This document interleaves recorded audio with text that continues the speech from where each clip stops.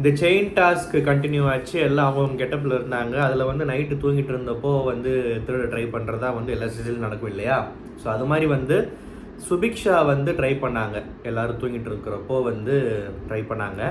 அதில் வந்து என்னடா வந்து நைட் டைம் தூங்கிட்டு இருக்கிறப்போ 2 பேர் மட்டும் உட்காந்து பேசிகிட்டு இருக்காங்கன்னு பார்த்தா எனக்கு இந்த வடிவேலு, கோவை சரளா, அப்புறம் இன்னொருத்தர் இருப்பார்ல, இந்த காமெடி தான் வந்துச்சு. படம் பேர் வந்து பாட்டாளி. நம்ம 2 பேர் நைட்டு ஓடி போயிடலாமா அப்படின்னு பேசுகிறப்ப அடி செருப்பாருன்னு கோவை சரளா எழுந்திரிச்சு ஒரு மிதிப்பாங்கல்ல, அந்த மாதிரி தான் வந்து இந்த பொண்ணு வந்து டாஸ்க் ஆர்டருக்கு திருட வருது. நடுராத்தில் 2 பேர் மட்டும் உட்காந்து மசாஜ் பண்ணி வாங்கிட்டு இருக்காங்க. யாருன்னு பார்த்தா நம்ம கம்முவும் பார்வும். ஸோ அந்த கம்மு மசாஜ் பார்லர் அந்த ஒரு சீன் வந்து ரொம்ப நல்லா இருந்துச்சு. அவர் கை அமுக்கி விட, இவங்க கை அமுக்கி விட, எல்லாம் கொஞ்சம் அமுக்கி விட்டு ஏதோ பண்ணிட்டுருந்தாங்க. அண்ட் அதுக்கப்புறம் பார்த்தீங்கன்னா இதை வந்து இது வந்து பார்த்துட்டு சுபிக்ஷா வந்து எல்லாம் பார்த்துட்டாங்க. பார்த்துட்டு அதுக்கப்புறம் வந்து அங்கே இருக்கிற ஒரு சேரில் போய் உட்காந்துருச்சு. இப்போ எனக்கு என்னென்னா, இப்போ வந்து முழுசாக ஜஸ்ட் பிகாஸ் அந்த பக்கம் பொண்டாட்டி இருக்குது, பொண்டாட்டி ஏற்கனவே திமிரு பிடிச்ச ஆள், நிறையா ட்ராமா பண்ணும், ரொம்ப ஃபேக்குன்றதுனால இந்த முழு பழியை தூக்கி பொண்டாட்டி மேலே எனக்கு போடுறதுக்கு மனசு வரல. ஏன்னா ஒரு சேரு அவங்க டாஸ்க் விளாட்றாங்க, பாதுகாக்கிறதுக்கு அவங்க ஒரு பொசிஷனில் போட்டு வச்சுருக்காங்க. அதை நேற்றுலேருந்து யூஸ் பண்ணுறேன், காலேருந்து உட்காந்துருக்கேன்னு ஏதோ சம்திங் சொல்கிறாங்க. அவங்க எழுந்து போன கேப்பில் போய் சுபிக்ஷா அதில் உட்காந்துக்கிட்டு, இல்லை இது உட்காந்துட்டேன், ஏன் சேர் நான் உங்களுக்கு மட்டும் தான் சொந்தமா, நான் இப்படி தான் உட்காருவேன், நான் எந்திரிக்க மாட்டேன், உங்களுக்கு தேவையான வேறு சேர் எடுத்துகிட்டு போட்டு பக்கத்தில் உட்காந்துக்கோங்கன்னு சொன்னது ஒரு விதமான ஒரு வீம்புக்கு ஒரு வம்பு பேச்சாக தான் எனக்கு தோணுச்சு. ஆனால் என்னதான் சுபிக்ஷா வந்து அப்படி பேசினாலும் அப்படி சொன்னாலும் சுபிக்ஷா மேலே ஏற்கனவே வந்து புருஷன் பொண்டாட்டி இவங்களுக்கெல்லாம் வந்து காண்டு உள்ளே வந்ததுலேருந்தே. இந்த பொண்ணெல்லாம் ஃபஸ்ட்டு ஏன் உள்ளே வருது, இந்த பொண்ணெல்லாம் விட்டா ஜெயிச்சிரும், இந்த பொண்ணு என்ன பண்ணுதுன்னு சொல்லிட்டு வேற ஒரு காண்டில் இருக்காங்களா என்னன்னு தெரில, ஒரு காண்டு இருக்குது. ஸோ சுபிக்ஷாவை இதுக்கு முன்னாடி நிறையா மட்டமாக பேசியிருக்காங்க, டார்கெட் பண்ணியிருக்காங்க. ஸோ அதெல்லாம் சேர்த்து வச்சு கம்பைன் பண்ணி இதில் வந்து ஒரு கோவத்தை காட்டின மாதிரி தான் பொண்டாட்டி நடந்துக்கிட்டாங்க. இப்போ வந்து இதை வேறு மாதிரி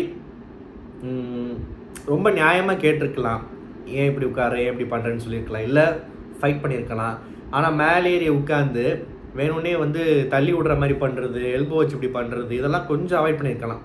அட்லீஸ்ட் கனி சொன்ன மாதிரி ஒரு சின்ன பொண்ணு ஒரு விஷயம் பண்ணுது, அடிக்கிற அளவுக்கு வந்து அந்த மாதிரி பண்ணணுமா கொஞ்சம் நீங்கள் எடுத்து சொல்லியிருக்கலாம். அந்த மாதிரி வேறு தான் பண்ணியிருக்கலாம். ஆனால் இவங்க தான் வந்து பொண்டாட்டியை பொறுத்த வரைக்கும் கனி வந்து கிளவி, இவங்க குமரி இல்லையா? ஸோ அதனால் வந்து சுபிக்ஷாவோட தங்கச்சின்னு நான் நினச்சிக்கிட்டாங்களா என்னன்னு தெரில. அவங்க உட்காந்துக்கிட்டு ஒரு சரிசமாக சண்டைக்கு போயிட்டு இருந்தாங்க.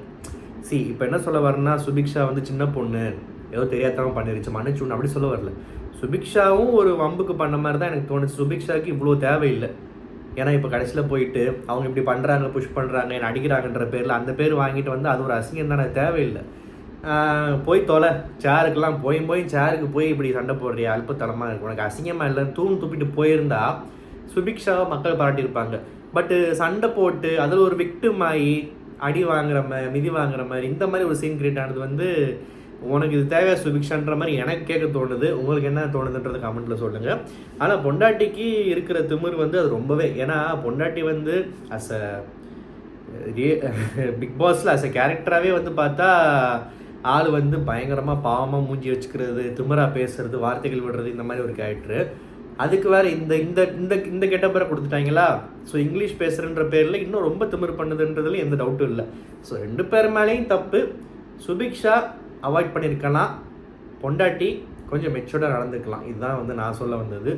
அண்டு இதுக்கப்புறம் வந்து இந்த பேய் மாதிரி 2 பயமுடுத்துறன்ற பேரில் டிஆர் வந்து சில லீலைகள்லாம் பண்ணிட்டுருந்தார் வினோத்தோடைய ஒரு ப்ராப்பர் வினோத்துக்கு இந்த பிக் பாஸ் வீட்டில் ஒரு பேர் ஒரு கொடுக்கணும்னா நியூசன்ஸ், கம்ப்ளீட் நியூசன்ஸ்ன்றதுல எந்த ஒரு டவுட்டும் கிடையாது. ஏன்னா தேவையில்லாத வேலைகள், ஒரு மேனரிசம், பிஹேவியர், அது வந்து எல்லோரும் எரிச்சப்படுற மாதிரி பண்ணுறது, அதை ஜஸ்டிஃபை பண்ணுறது, அதை வந்து மற்றவங்க மேலே எரிஞ்சு விழுகிறது.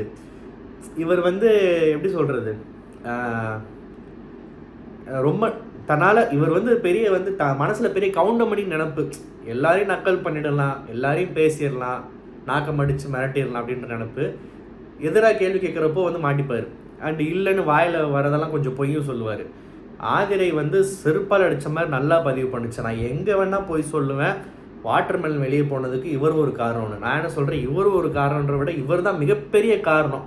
அந்த ஆளை துரத்தி புள்ளி பண்ணி வார்த்தையை வெளியே விட வச்சு கெட்ட பேர் வாங்கி கொடுத்து ஒரு மாதிரி அதான் நியூசன்ஸுன்றதுக்கு மறு உருவம் தான் வினோத் இந்த வீட்டை பொறுத்த வரைக்கும். இன்றைக்கும் அதான் அந்த டாஸ்க்லேயுமே இந்த கேமில் தான் பண்ணிருந்தாரு. அண்ட் இவர் வந்து நினச்சா பேசலாம், இல்லை போடான்னுவார், உட்காருன்னுவார். அது மாதிரி வந்து திவ்யா படுத்துக்கோங்கன்னாரு. திவ்யா வந்து நல்லா பிடிச்சி வாங்கி விட்டுருச்சு. திவ்யா வந்து இன்றைக்கி பல பேருக்கு செருப்படி கொடுத்துச்சு. ஸோ மனசுக்கு ரொம்ப சந்தோஷமாக இருக்குது. அதை பற்றி பேச தான் போகிறோம். ஸோ பார்க்கும்போதே வந்து நிறைய பேருக்கு நம்ம ஞாபகம் வந்திருக்கும். திவ்யா ஒரு விஷயம் பண்ணாலே வந்து இன்றைக்கி இவர் என்ன சொல்ல போகிறாரு அப்படின்னு சொல்லிட்டு. ஸோ இந்த ஜெனி அப்படின்றத உருவம் மாதிரி நம்ம மனசில் இப்போ திவ்யா கணேஷாக பதிஞ்சிட்டாங்க. ஸோ அதனால் கண்டிப்பாக பேசலாம். அண்டு பிக் பாஸ் வந்து எல்லாருக்கும் செருப்படி கொடுத்தாரு, நல்ல தரமாக வச்சு செஞ்சு விட்டார். எனக்கு பிக் பாஸோட குரலுக்குன்னே ஒரு கெத்து இருக்குது. அது என்னமோ இந்த சீசனில் ரொம்ப குறைஞ்ச மாதிரி போகுது. ரொம்ப அவர் சிரிக்கிறாரு, கொட்டாய் விடுறாரு, பேசுகிறாரு, அழுகிறாரு, நக்கல் பண்ணுறாரு, கிண்டல் பண்ணுறாரு, என்னென்னமோ பண்ணுறாரு. பிக் பாஸ் குரலுக்குன்னு ஒரு கேரக்டர் இருக்குது. அதை லாஸ்ட் 2 இயர்ஸாகவே இழந்துட்டாரோன்னு தோணுது. அது ஏன் அப்படின்னு எனக்கு தெரியல. ஜாலியாக பேசினாலும் அது செட் ஆக மாட்டேங்குது, சென்டிமெண்ட்டாக கோபமாக பேசினாலும் செட் ஆக மாட்டேங்குது. எப்போயுமே பிக் பாஸ் ஒரே மாதிரி பேசிகிட்டு இருப்பார். அந்த ஃபைனல் டே அப்போ ஒரு ஃபேர்வெல் ஸ்பீச் கொடுப்பாரு பாருங்க, உண்மையான பிக் பாஸ் ஃபேன் எல்லாருக்குமே கண்ணில் கண்ணீர் வரும், அந்த அளவுக்கு இருக்கும். ஆனால் இப்போ பிக் பாஸ் வந்து எப்படி ஆகிட்டாருன்னா, இவங்க லெவலுக்கு இறங்கி கெஞ்சுறது, போராடுறது, திட்டுறது, வான் பண்ணுறதுல கூட ஒரு டோன் அழகாக இருக்கும். பட் அதை கூட வந்து கொஞ்சம் வேறு மாதிரி ரொம்ப லோக்கலாக இறங்கிட்டார் அப்படின்னு சொல்லலாம், இல்லை இறங்க வச்சிட்டாங்கன்னு சொல்லலாம் அவரை.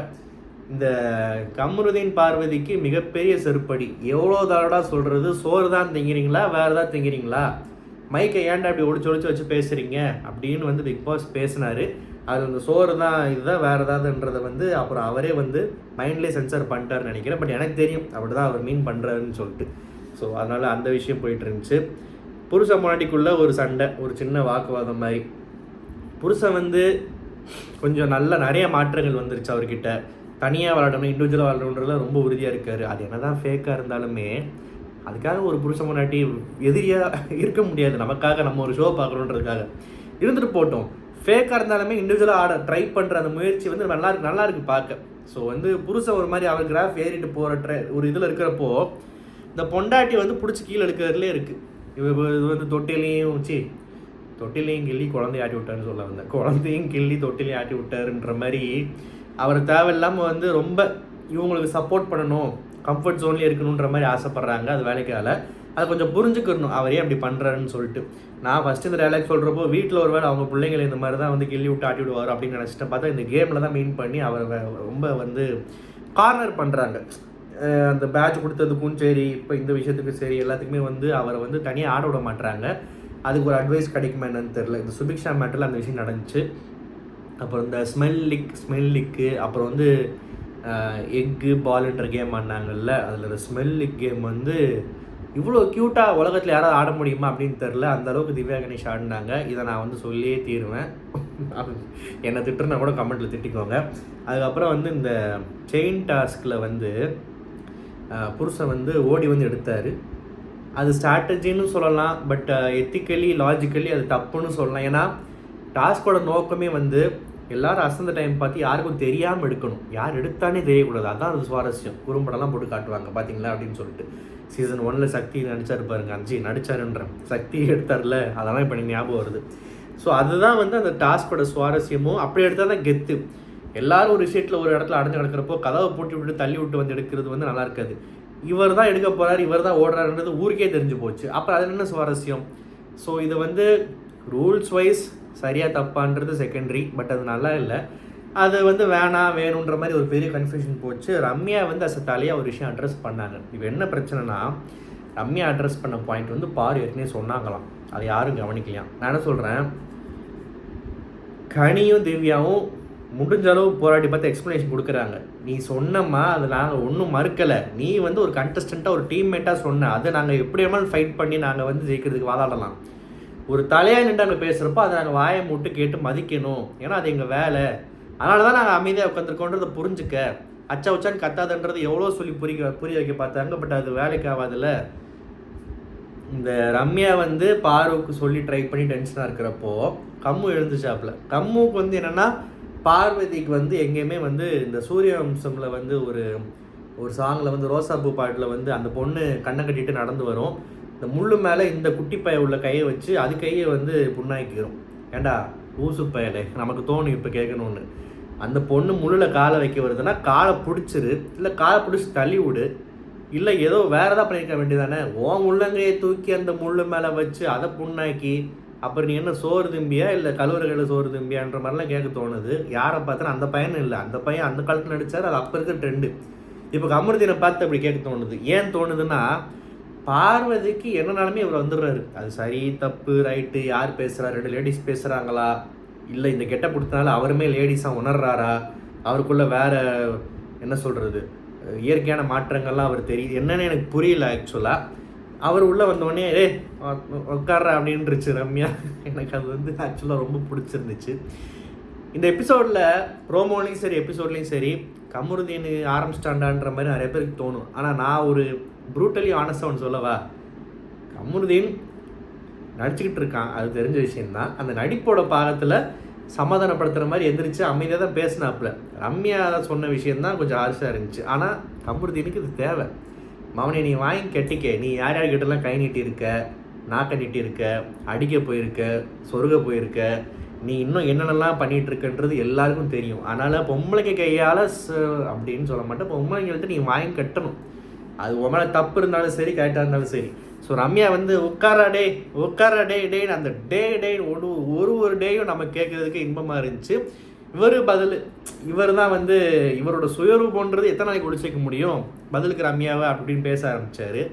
அண்டு இது வந்து திரும்ப இது கொஞ்சம் செட்டில் ஆகி இதை பற்றி பேசி அந்த பொண்ணு காலெல்லாம் விழுந்து டார்ச்சர் அனுபவிச்சு அதுக்கப்புறம் பேசிகிட்டு இருக்கிறப்போ வந்து திவ்யா வந்து புருஷன்ட்டு சொல்லிகிட்டு இருக்காங்க, இந்த மாதிரி இப்படி தான் பேசுவாங்க அப்படி தான் பேசுவாங்கன்னு இருப்போம். அகெயின் திவ்யாவுக்கும் கமருதீனுக்கும் ஆகாது, ஓகேவா, ஒருத்தர் பற்றி பேசிக்கிறது இல்லை. ஆனால் அவர் அப்படி பேசினாருன்றதை அவரை சொல்லாமல் திவ்யா இங்கே சொல்லி காட்டுறப்போ கமருதீனுக்கு திரும்ப கோவம் வந்துருச்சு. என்னை பற்றி தான் பேசுகிற வச்சுக்காது அப்படின்னு சொல்லிட்டு. சரி நீ கோவப்படுறியா கோவப்படு, அவங்களுக்கு உனக்கு பிடிக்காது, ஓகே பிஞ்சிரும் அப்படின்னு வார்த்தை விட்ட பார்த்தியா. எஸ் ரொம்ப தேங்க்ஸ். எனக்கு வந்து அரோராவை எனக்கு ரொம்ப பிடிச்சிருந்துச்சு. செல்லக்குட்டி அழகாக சொல்லுதுமான்னு சொல்லிட்டு அவனையே தடுக்கிறீங்க, அந்த நாய் பேசி அசிங்கப்படட்டும் அப்படின்னு அரோரா சொல்கிறப்போ வந்து அது ரொம்ப அழகாக இருந்துச்சு. பேசி அசிங்கப்படணும். நான் ஒரு ஒரு மாதம் முன்னாடி நான் சொல்லிட்டு இருந்தேன்ல, இந்த மாதிரி அதெல்லாம் வெளியே போகிறத விட இருந்து நீ பேசி உன் மூஞ்சி உன் கேரக்டர்லாம் காமிச்சு உன்னோட பாடி லாங்குவேஜ் உன்னோட வயலன்ஸ் எல்லாத்தையும் காமிச்சு அசிங்கப்படணும், ஊர் வாயில் விழுகணும்னு சொன்னல. அது மாதிரி தான் அரோரா எனக்கு சொன்னாங்க. ஆக்சுவலாக அவனே சேவ் பண்ணுறீங்க தடுக்கிறீங்க, அவன் வார்த்தை விட்டால் அவன் மாட்டிக்கிறட்டும் அப்படின்னு சொல்லுது அரோரா. ஸோ வந்து பார்க்குறதுக்கு நல்லா இருந்துச்சு. அண்டு இதில் உண்மையாகவே ஃபயர் மெட்டீரியல் யாருன்னு பார்த்தா நம்ம திவ்யா தான். அதாவது மற்ற பொண்ணுங்க மாதிரி உட்காந்து அழுதுட்டு இல்லாட்டி அமைதியாக போக நினச்சியா, நீ போடா வாடா போடாடே அது இதுன்னு சொல்லிட்டு என்ன பிஞ்சிரும்னு சொல்லிட்டு எதையோ அடிக்க போன மாதிரிலாம் எதுவும் தூக்கிலாம் போட்டுச்சு. ஸோ வந்து செருப்பை கழட்டி கூட தூக்கி போட்டிருக்கலாம், யாரும் போச்சிக்க மாட்டாங்க. அதனால் வந்து அதுவும் அந்த ஒரு கெட்டப்பில் அந்த ஒரு பவ்யமான ஒரு நாட்டிய பேரொழி அந்த மாதிரி ஒரு அழகான ஒரு கெட்டப்பில் வந்து இவ்வளோ ஃபோர்ஸாக உள்ளுக்குள்ளே ஒரு ரம்யா கிருஷ்ணனை வச்சுக்கிட்டு இப்படி ஒரு ஃபோர்ஸாக ஒருத்தனை எதிர்க்கிறது வந்து உண்மையாக பார்க்குறதுக்கு செம்மையாக கெத்தாக இருந்துச்சு. அது பார்க்குறப்போ அண்டு பார்வதிக்கு மிகப்பெரிய செருப்பு என்ன தெரியுமா, 2 பேரும் நல்லா போய் அப்படின்றது அதை விட இந்த பொத்தி கூட்டிகிட்டு போகும்போது ஒரு விஷயம் பண்ணும் பாருங்கள் பார்வதி. நான் கூட நேற்று கூட சொன்னேன், பார்வதியே நிறைய இடத்துல வந்து பார்த்துருக்கேன், பேசியிருக்கோம், நம்ம வந்து டிவியில் பார்ப்போம், கேள்விப்பட்டிருக்கோம். ஆனால் இந்த பொண்ணுக்கு என்ன இந்த அளவுக்கு முட்டாளான்னு சொன்னோம்ல. இந்த பார்வதி வந்து she is known as a feminist bold character அப்படின்ற மாதிரிலாம் வெளியே ஒரு இமேஜ் இருக்குது. ஆனால் இவ்வளோ ஃபெமினிசம் பேசுகிற நீ பெண்களை இன்னைக்கு நேற்று இல்லை வந்ததுலேருந்தே முன்னாடி நிறையா ஒரு இதாகவே மதிக்காமல் மட்டமாக பேசி பாடி லாங்குவேஜ் ஒரு வயலண்ட்டாக அடிக்க போகிற மாதிரிலாம் கையாளுற அந்த ஒரு ஆம்பளையை பார்த்தா உனக்கு வந்து அட்ராக்ட் ஆகுது. நீ அவ்வளோ கேவலமா, உன் டேஸ்ட் அவ்வளோதானா, யார் தாடி வச்சுருந்தாலுமே உனக்கு பிடிக்குமா, இல்லை யார் வந்து ப்ரௌனாக இருந்தாலுமே இது என்ன கரும்னு எனக்கு புரியலை. அதுதான் உள்ள இருக்கிறவங்களும் அதான் கேட்குறாங்க. திவ்யா என்ன கேட்குதுன்னா, ஏன் பாரு இதே மாதிரி வேறு ஒரு பொண்ணுக்கு வேறு யாராவது பேசியிருந்தால் நாங்களாம் விட்டுருப்போமா, நீ இப்படி தான் வேடிக்கை பார்த்துருப்பேன் அப்படின்னு கேட்குறாங்க. நம்ம ஆளுக்கு பாருக்கு தெரியுது கமருதீன் பண்ணுறது தப்புன்னு. ஆனால் ரொம்ப அழகாக அதை சமாளிக்கிறதுக்கு கேவலமாக 2 பேரையும் தான் நான் சொல்லிக்கிட்டு இருக்கேன். 2 பேரும் அமைதியாக இருந்தால் வார்த்தை விட்டுகிட்டே தான் இருப்பீங்க. வார்த்தை யார் விட்டா, திவ்யா விட்டுச்சா, இவர் தானே பிஞ்சிருண்டாரு. அதை கேட்க நம்ம பாருக்கு துப்பு இல்லை என்ன பண்ணுறதுன்னு தெரிலை. ஏன்னா வந்து லஸ்ட்டு கண்ணை மறைக்குதுன்னு நினைக்கிறேன். லவ்வோ லஸ்ட்டோ என்ன கருமமோ அது நம்ம பார்க்குறவங்க முடிவு பண்ணிக்கிட்டோம். ஸோ வந்து பார்வதி வந்து நான் தான் திரும்ப திரும்ப சொல்கிறேன்ல, என்னதான் ஒரு பிளேயராக நிறைய விஷயங்கள் பாசிட்டிவ்ஸ் இருந்தாலும் அங்கங்கே நெகட்டிவ்ஸ் இருந்தாலும் இந்த கேமே அவங்களால தான் போதுன்ற மாதிரிலாம் தலையில் தூக்கி வச்சு அவங்க ஆடினாலுமே வந்து என்னம்மா கம்ருதீனா உனக்கு பிடிச்சிருக்கு அப்படின்னு நினைக்கிறப்போ வந்து அது கொஞ்சம் கேவலமாக தான் இருக்குது. என்னம்மா டேஸ்ட் உனக்குன்ற மாதிரி இன்றைக்கி திவ்யா அதை இன்டெரக்டாக வந்து ஆல்மோஸ்ட் வந்து நீ இதுக்கெலாம் நீ மற்ற விஷயம்லாம் சும்மா இருந்திருப்பேன்னு சொல்லிட்டு கேட்டது நல்லா இருந்துச்சு. அண்ட் இது ஆதிரை வெளியே போயிட்டு வந்த கண்டஸ்டன்ட் வந்து அவன் என்னையே இப்படி தான் பண்ணியிருக்கான், ஆரம்பத்துலேருந்து பண்ணிட்டு தான் இருக்கான், நிறைய பேருக்கு பண்ணியிருக்கான், இதெல்லாம் கேட்குறதுக்கு யார் இருக்கா, இதில் சில கூமுட்டைங்கள்லாம் ஓட்டு போட்டு உள்ளே வைக்கிது வேணும் அப்படின்றத அந்த பொண்ணு வெளிப்படுத்துச்சு. ஒரு முக்கியமான பாயிண்ட் சொல்லிச்சு திவ்யா, நோட் பண்ணிங்களா?